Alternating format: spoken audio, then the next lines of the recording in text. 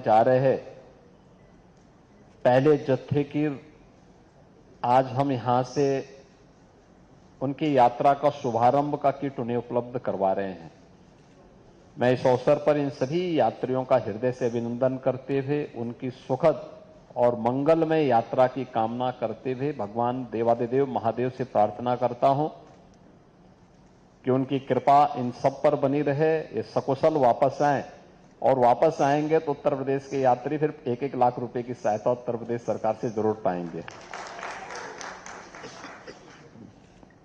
मैं इन सब के प्रति अपनी मंगलमय शुभकामनाएं देता हूं और ये कैलाश मानसरोवर भवन हमने उन्हीं की सुविधा के लिए यहां पे स्थापित भी किया था और मुझे अच्छा लगा कि आज 200 से अधिक श्रद्धालुजन इस भवन में आकर के इस यात्रा का हिस्सा बनने जा रहे हैं। मित्रों, मैं आज प्रातःकालीन सत्र में गाजियाबाद आया, सेंट्रल इलेक्ट्रॉनिक्स लिमिटेड के स्वर्ण जयंती कार्यक्रम का हिस्सा बना। केंद्रीय मंत्री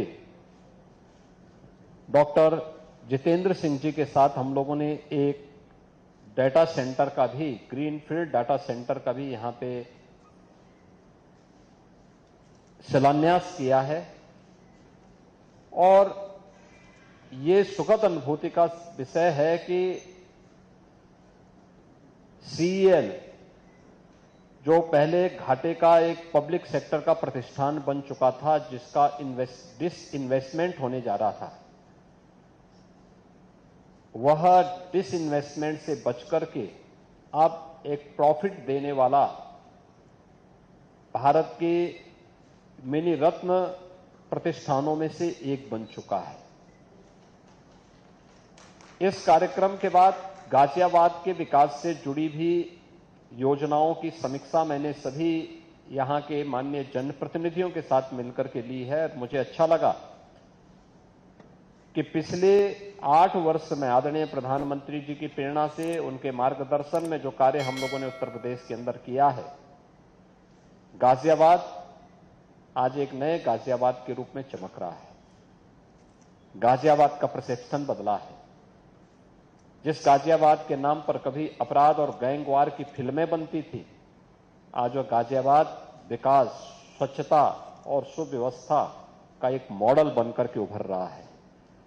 दुनिया की 50 जो स्वच्छ सिटी हो सकती है, उसमें अब गाजियाबाद का भी नाम आ रहा है। प्रदेश की पहली स्वच्छ सिटी के रूप में गाजियाबाद का नाम आ रहा है और आज गाजियाबाद की नहीं, सब बातों को लेकर के आज से 10 वर्ष पहले कोई सोचता नहीं था कि गाजियाबाद 12 लेन के ग्रीनफील्ड एक्सप्रेसवे के साथ जुड़ेगा। कोई ये नहीं सोचता था कि देश की पहली रैपिड रेल गाजियाबाद से होकर के जाएगी, पहली सिटी गाजियाबाद होगी जो रैपिड रेल से जुड़ेगी।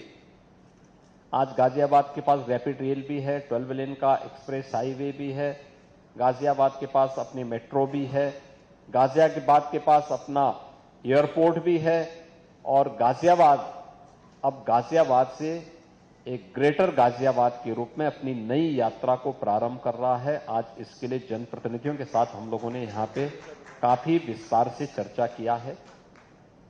यहां पे सभी संस्थाओं ने अपने स्तर पर अच्छे कार्य किए हैं, जिसमें हमारे कुछ नए इनिशिएटिव ग्रेटर गाजियाबाद की देश से आगे बढ़ाने के साथ ही यहां पे खोड़ा, लोनी, मुरादनगर, इन सब को लेकर के ग्रेटर गाजियाबाद को गाजियाबाद नगर निगम का पार्ट बनाने और एक बृहद कार्य योजना इसके विकास की आगे बढ़ाने के लिए हम लोगों ने कहा है।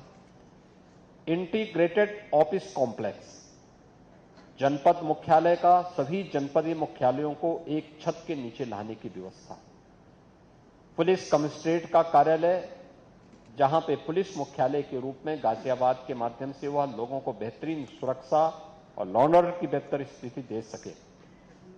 बाबा दुग्धेश्वर नाथ मंदिर के कॉरिडोर के निर्माण की कार्रवाई हो या फिर यहां के विकास और बुनियादी सुविधाओं से जुड़े हुए सभी कार्यक्रम, जैसे बीसीसीआई यहां पे बहुत पहले स्टेडियम बनाने के लिए एक लैंड ली थी, काम नहीं आगे बढ़ पाया। आज हम लोगों ने कहा कि वे उस लैंड का उपयोग अब गाजियाबाद विकास प्राधिकरण करे और गाजियाबाद विकास प्राधिकरण वहां पे एक स्टेडियम बनाए और उसका संचालन भी करे। ये मानसरोवर भवन, उत्तराखंड भवन या पूर्वांचल भवन, ये पब्लिक इसका उपयोग करना शुरू करे। इसके लिए भी हम लोगों ने यहां पे आज विकास प्राधिकरण भी और नगर निगम से कहा है इसका एक मॉडल बना करके भेजें जिससे इनको हम ठीक ढंग से आगे बढ़ा सकें। एक नदी के पुनरुद्धार की कार्रवाई को आगे बढ़ाना, पिछले कुछ वर्षों के अंदर उठाए गए कदमों का परिणाम है कि गाजियाबाद में ग्रीनरी का लेवल बढ़ा है। गाजियाबाद अब एक शुद्ध सिटी के रूप में आगे बढ़ा है, सुंदर सिटी के रूप में एक नई यात्रा को आगे बढ़ाया है।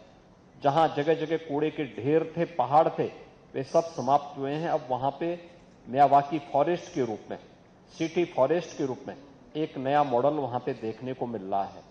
ऐसे ही यहां पे बहुत सारी इनिशिएटिव लेने हैं। ऐसे ही हिंडन नदी कभी यहां की पहचान थी। हिंडन नदी के पुनरुद्धार की कार्रवाई, प्राकृतिक पद्धति से उसके शुद्धिकरण की कार्रवाई, उसके दोनों ओर व्यापक वृक्षारोपण के कार्यक्रम, एक पेड़ मां के नाम पे लगाने की कार्रवाई, इस कार्यक्रम को भी युद्ध स्तर पर आगे बढ़ाने के बहुत सारे मुद्दों पर, यहां के डेवलपमेंट के मुद्दों पर, यहां की बुनियादी सुविधाओं के मुद्दे पर, यहां के रोजगार के मुद्दे पर, विभिन्न मुद्दों पर आज चर्चा हुई है। बहुत सार्थक चर्चा रही है और मुझे पूरा विश्वास है कि विकास की ये यात्रा डबल इंजन सरकार की इसी प्रकार से आगे बढ़ेगी। जनप्रतिनिधियों के सुझाव और उनके द्वारा ले जाने वाली कोई भी इनिशिएटिव को प्रशासन जमीनी धरातल पर उतारने का काम करेगा। इस विश्वास के साथ समीक्षा बैठक के साथ मैं यहां पर आया था और ये मेरा सौभाग्य है कि कैलाश मानसरोवर की यात्रा के इस पहले जत्थे को यहां से रवानगी करने के लिए मुझे यहां पर उनको किट उपलब्ध करवाने का एक अवसर प्राप्त हुआ है।